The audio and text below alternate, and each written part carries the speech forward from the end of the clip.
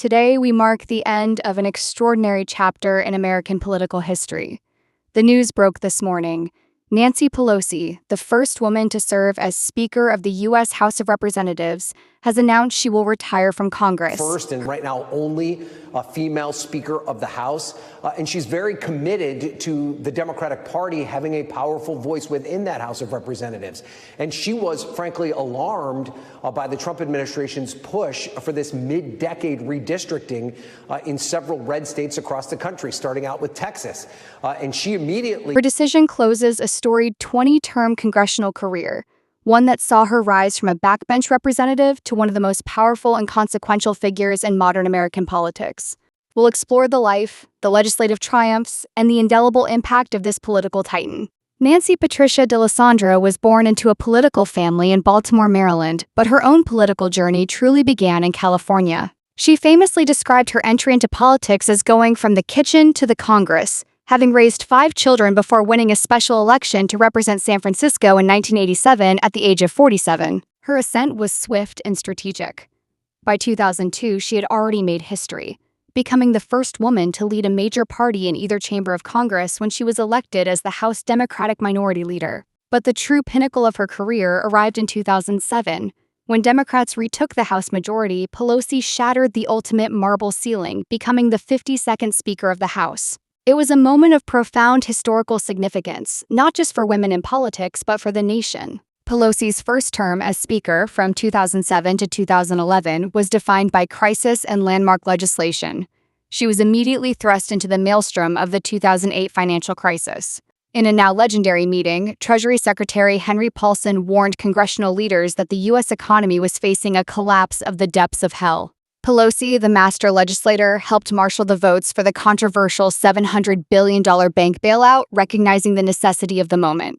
Following the election of President Barack Obama, Pelosi became the indispensable legislative partner for the new administration. She was instrumental in passing the American Recovery and Reinvestment Act, the massive stimulus package designed to pull the nation out of the Great Recession. She also guided the passage of the Dodd-Frank Act, which implemented sweeping reforms to the financial industry to prevent a future crisis. But the achievement that Pelosi herself often cites as her greatest, and the one that truly cemented her legacy, is the Affordable Care Act, or ACA. The passage of this sweeping healthcare reform in 2010 was a legislative miracle, a testament to Pelosi's unparalleled ability to count votes, wrangle a fractious caucus, and withstand immense political pressure. She delivered the votes when many political observers believed the bill was dead, securing health coverage for millions of Americans and fundamentally reshaping the nation's healthcare landscape. This period, however, came at a cost. The backlash to the ACA fueled the rise of the Tea Party movement, leading to a massive shellacking, as President Obama called it, in the 2010 midterm elections.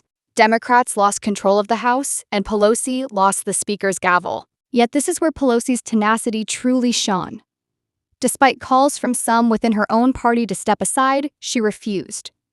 She ran for minority leader again and won, demonstrating a legendary self-assuredness and an unshakable belief in her own political efficacy. She remained the leader of the House Democrats for 8 long years in the minority, a constant, powerful presence on Capitol Hill. Then in 2019, she did what few thought possible. She reclaimed the Speaker's gavel, becoming the first person to do so in over 60 years. Her second speakership would be defined by an even more intense political polarization, marked by a deeply adversarial relationship with President Donald Trump.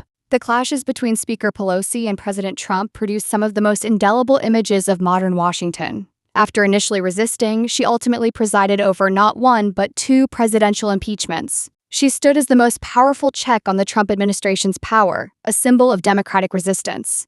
Perhaps the most iconic moment came during the 2020 State of the Union address, when, standing directly behind the president, she famously and deliberately tore up a copy of his speech. She defended her action, calling the document a manifesto of mistruths.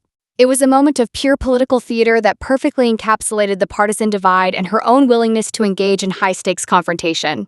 Her leadership was also critical in the aftermath of the January 6 Capitol attack. Evacuated from the floor, she insisted that members of Congress return that very night to certify the election, ensuring the attack did not succeed in derailing the democratic process.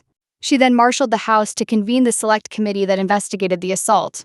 In her final years of leadership, with President Joe Biden in the White House, Pelosi once again proved her legislative might. She was key to passing the Inflation Reduction Act, the CHIPS and Science Act, and the bipartisan infrastructure law, completing a final, sweeping legislative push that addressed climate change, technological competitiveness, and America's crumbling infrastructure.